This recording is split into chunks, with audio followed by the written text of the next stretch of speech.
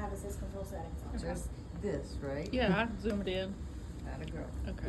You see it? She's not in it. No, you're not in it. So you tell me my settings, what I want to do? What do you want me to do? Just do the, Like as we go about doing yeah, it. Talk. just do the initial ones. So it's already gonna be on there, so everybody's good with new patient. So just gotta watch, just kind of review how she sets it up, so new patient, once it gets into that, of course you gotta know the ideal body weight from the chart.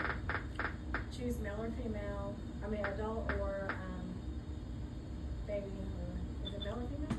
Yeah, male or female. Okay, male or female. And then invasive. Do you want me to start on volume control before we go to SIMV? Yeah. So how they're gonna walk in, so we're gonna set the, frequency, your tidal volume, your flow rates, your sensitivity, your FI2, let's do the, 40%? Say 40%, alright, you got a 5 a peak, and then you have your ramp. So those are your initial settings, everybody's good with that? And what are you gonna do after your initial settings? Well, do your apnea backup. So do your apnea backup. So on this side over here, what she did was hit that box down here where it says ACBC. On the bottom was that left. And so it brings up that screen basically. You have your setup, your vent, your apnea. So go ahead and do your apnea, go ahead and do your alarms. And that'll all be done when you come in. So everybody's good up until this point. She's just adjusting her alarms. So she did her apnea, she's doing her alarms. All that's gonna be your initial check off from last week. Do we need to verbalize that too? Just or No, it's just gonna be, that's what I'm saying, I just wanna review it just real quick in case you guys, cause for final exam, you're gonna have to do all that. all of it, yeah. Yeah, remember final exam started with the initial setup, you're gonna have to do all that the final. So she's doing her apnea and her alarms. So this is how you're gonna come in. So once you come in, you're gonna basically start with your chart, scan your chart, right? So scan your chart for everything, go down that list, knock on the door, do all your introduction. You're gonna start with all your patient assessment, your ECG assessment, and now you come to the ventilator. So what are you monitoring on your ventilator? Everything. Top to bottom, alright? All your monitoring up to the top, start with your PIP. Make sure you do your parameters. So basically you can go to your ramp and change it to square wave. And then you can check for your plateau. That's that little lung button right there. So your plateau, compliance, and resistance, along with all your numbers up top, right? You guys did all that? So you're gonna come in and do all that. So that's all your assessment and Plateau, monitoring. compliance, resistance. Okay?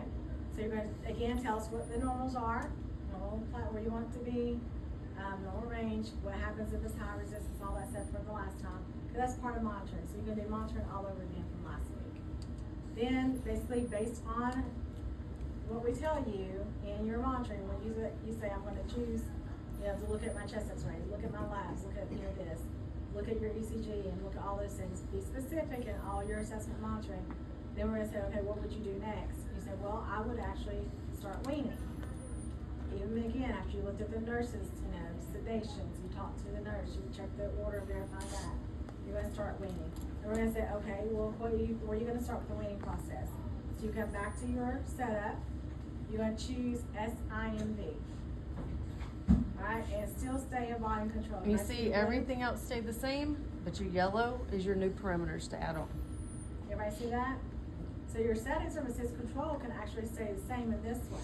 This is the 980, it's nice, because it highlights those yellow things. So what's the first yellow button? Pressure support. So do I want pressure support? Yes. Yes. So I'm going to start with 5. Alright? Alright. You're not as generous as I am. Hmm? So you're not as generous as I am. I start higher. You start 10? Mm-hmm. And some people do. We can start with 5 or 10. But if you, I think I wanted them to start with 5 so that when they actually start reassessing, they're going to They can get move up. tachypnic, they're going to get tachycardic, they're going to have increased work of breathing. So what are y'all going to do? You're going to go back to your settings and you're going to change your 5 to 10. So, and really that's the only one we actually change on that one. So accept all. Alright, and then what do you do now? After your mode change and your settings, adjust your alarms. So you go to your alarm panel, make any adjustments you need. After you adjust your alarms, what are you going to do? We Reevaluate. Now that apnea mode, that's a good question. Do not have to go back ever and change your apnea. Always initial. Because your apnea settings are gonna be from your initial settings that are matching. So if you ever go apneic, it's what's gonna kick in. So you want that to stay throughout the entire time you're on the vent. So what are you gonna do after your adjustment alarms? You can wait 30 minutes to get a blood gas, but within that time, you want to reassess. So you go through and you reassess and get all that done, all right? How do you wean down SIV? Your rates. Your rates, right? You wean down your rates. So if you were at, looks like it was at 10, you could go down to 8. What else do you wanna make sure is low? Your At 502? that too. Alright, you wanna make sure your FiO2 is low. Make sure your tidal volume, like I said, is within your 6 to 8 mLs per kilo. If your you know, PEEP your was low higher, PEEP. you'd wanna lean it to, but Yeah, 5 and is your fine. PEEP. So those are kind of 3 things you look at. Start with your rate, look at your FiO2 and PEEP. Make sure your tidal volume's in range. So look at your ventilation and your oxidation, but rates first on ventilation. Alright? And you're gonna keep weaning that all the way down to what? SIV rate of 4 or 6, right? Choose one, I don't care. So, again, under 40%, peak 3 to 5. You know, your tidal volume within 6 to 8 mLs per kilo. So, just make sure all those things are done. After each change, obviously, you're gonna adjust your alarms, you're gonna reassess everything, make sure your patients are doing well, right? The more that you wean down that rate, it means the more spontaneous breaths are taken on their own. If they get tachypnic or tachycardic or have an increased work of breathing or get very hypoxemic, you can increase some pressure support and you can actually adjust your PEEP or FiO2. Right? Everybody's with me?